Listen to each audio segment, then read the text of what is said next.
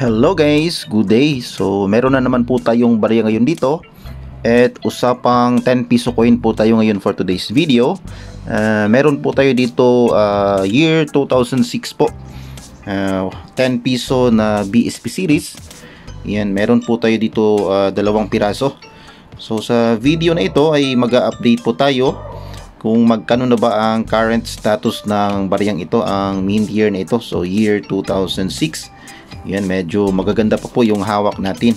So alamin po natin, basing po sa palagi natin ginagamit na website na n.numisa.com, kung magkano na ba ang kasalukuyang percentage at kung magkano ba ang kasalukuyang price appraisal nito, basing po sa ginagamit nating website na n.numisa.com. So ito ba ay may mataas na collector's value? Mababa na ba ang percentage ng baryang ito? So yan pong mga katanungan na yan ang ating sasagutin sa video na ito. So i-review na rin po natin ang counting features at overs at ang reverse po ng baryang ito.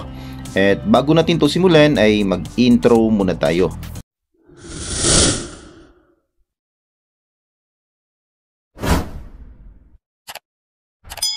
Ayan, hello po sa inyong lahat. Good day, magandang araw, mayong adlaw sa inyong tanan. At welcome back po sa aking channel. Kumusta po kayong lahat? Sana po ay nasa mabuti kayong kalagayan. So for today's video ay usapang BSP series po tayo ngayon guys. 10 piso coin po na year 2006 ang ating i-feature ngayon. So ayan guys, medyo maganda pa itong na-hunt natin. Ito na po yung mga magaganda pong condition na i-feature natin sa ating vlog for today.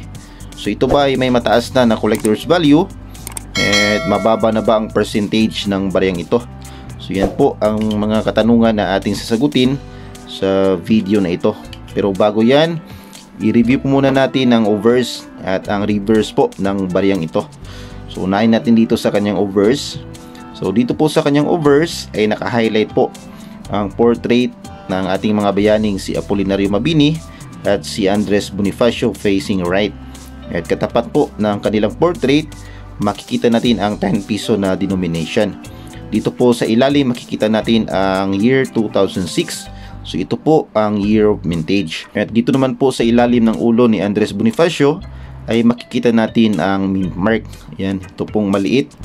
Ito po ang tinatawag na mint mark. At dito naman po sa bandang gilid, makikita po natin nakasulat po ng paikot ang Republika ng Pilipinas. So ayan po ang makikita natin dito sa kanyang overs or dito po sa kanyang harapan. At dumako naman po tayo dito sa kanyang reverse. Ayan, dito po sa kanyang likuran. Makikita po natin dito naka-highlight po ang dating silyo ng Bangko Sentral ng Pilipinas. So dito sa ilalim makikita natin ang year 1993. Hindi naman po ito yung year of mintage. Ito po yung taon na na-establish po ang Bangko Sentral ng Pilipinas. So dito po sa gilid makikita natin, yan, nakasulat po ang Bangko Sentral ng Pilipinas. At dito naman po sa loob ng barya dito sa likod, makikita natin ang cogwheel. Yan, ito pong may mga ipin. Ito po ang tinatawag na cogwheel. Sa loob po ng cogwheel, dito po sa upper portion, makikita natin ang araw at bundok. At dito naman po sa ilalim, makikita natin ang sagisag ng watawat ng Pilipinas na may araw at may tatlong bituin. So yan po ang makikita natin dito po sa kanyang reverse at dito po sa kanyang overs. So may iba't ibang variation po ang ating barya. And in the case po dito sa year 2006, ito po ay reverse die 1. Yan guys.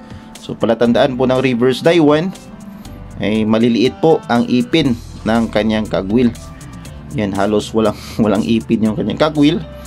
At medyo malaki po yung kanyang araw.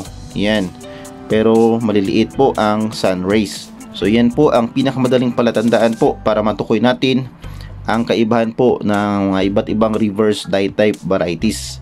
So in the case naman po dito sa year 2006, isang variation lamang po ito. So reverse die 1 lamang po. Yan. At ang baryang ito po ay gawa po sa bimetallic. So aluminum bronze po itong kanyang center at copper nickel naman po itong kanyang ring. At ang baryang ito po ay non-magnetic. Yan, check natin dito sa magnet. Ito po ay hindi dumidikit. Yan. So unlike dito po sa 1 peso na magnetic. Yan guys. Yan, dumidikit po sa magnet. At itong 10 piso natin, BSP series, ito po ay non-magnetic. Yan. Yan ang kaibahan ng magnetic at non-magnetic. So, bimetallic, non-magnetic. Okay, so check natin dito sa n.numista.com kung magkano na ba ang status ng bariyang ito. Yan guys. So sa mga baguhan pa lang dyan, ay puntahan nyo po ang website ng n.numista.com. Yung mga sinasabi ko po kanina tungkol sa reverse die type varieties po, ay dito nyo po makikita yung specification ng kaibahan po. Yan. Year 2000 to year 2017 po pala ang bariyang ito. Dahil from 1995 po hanggang year 1999 ay banknotes pa po ang ating BSP series na 10 piso. Yan. So, ang orientation nito ay medal alignment. Ang references KM number 278, SKU number 121. Yan ang kanyang overs, ang kanyang reverse. Ito ay minted sa BSP Security Plant Complex sa Quezon City. Yan guys, ito po ang sinasabi ko po kanina. May tatlong varieties po. And maliban sa tatlong varieties, bawat variety po ay meron pong kaibahan din po. Ayan, may die 1A, die 1B, die 1C, die 1D. At medyo nakakalito rin po itong 10 piso.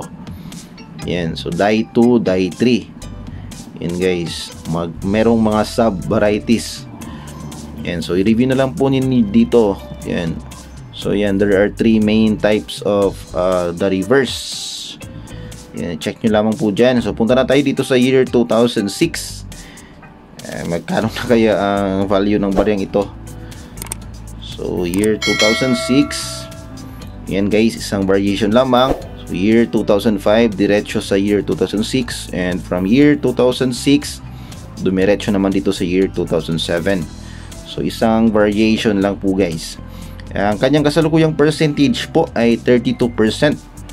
Yan, so medyo malaki pa naman po. Pero dito po sa kanyang price appraisal, yan, medyo magagandahan tayo dito sa mga price updates niya. Sa kanyang very good condition, 22 pesos. Sa fine condition, 30 pesos. Sa very fine, 36. Sa extra fine condition, 48 pesos. At dito po sa pinakamalaki, sa kanyang almost uncirculated at sa kanyang uncirculated condition ay 110 pesos na po ang kanyang current price appraisal. So 3 digits na pala itong price appraisal nitong year 2006 na 10 piso. So not bad guys. Kapag meron kayong magagandang year 2006, pwede na palang ibenta ng at least 110 pesos yung pinakamalaki. Yan guys. So itong hawak natin, yan, maganda pa to. May luster pa guys, oh. Yan. So pwede nating presyuhan to ng 110 pesos, I guess. Pero depende pa rin po yan sa usapan ng buyer at ng seller. And to think, itong year 2006 po, 32% po ang kanyang kasalukuyang percentage. So obviously ay madalas po natin itong nakikita sa circulation, or makikita natin sa circulation. So hindi po ito semi hard to find. Ito po ay common na mint year pa lamang po. At medyo nakakapagtaka lang po dito sa Numista. Medyo mataas po ang kanyang current value, pero common pa naman po itong mint year na ito. So nonetheless, at least meron po tayong idea, at pwede po natin maging guide po kapag tayo po ay magbebenta or bibili po ng barya. May advice po ay itabi nyo lamang po muna kapag meron po kayong magagandang condition itong year 2006. Siguro po mahirap po pa pong makahanap ng buyer nito, kasi as of now ito po ay common pa lamang. Pero malay natin pagdating po if ma-demonetize na po ang baryang ito, siguro mas tataas po ang value. So ayan lamang guys ang ating update for today regarding dito po sa year 2006 na 10 piso BSP series. At sana po ay nakapagbigay na naman ako ng counting kaalaman, counting update dito po sa ating hobby na coin collecting. At kung bago ka pa lamang po sa akin channel at gusto mo mga video na katulad nito na pinag-uusapan ng ating mga barya, ay huwag mo na rin kalimutang mag-like, mag-comment, mag-share at mag-subscribe, at pakipindot na rin ang notification bell para updated ka sa mga susunod kong videos. And that's it for this video guys, and we'll see you again next time. God bless.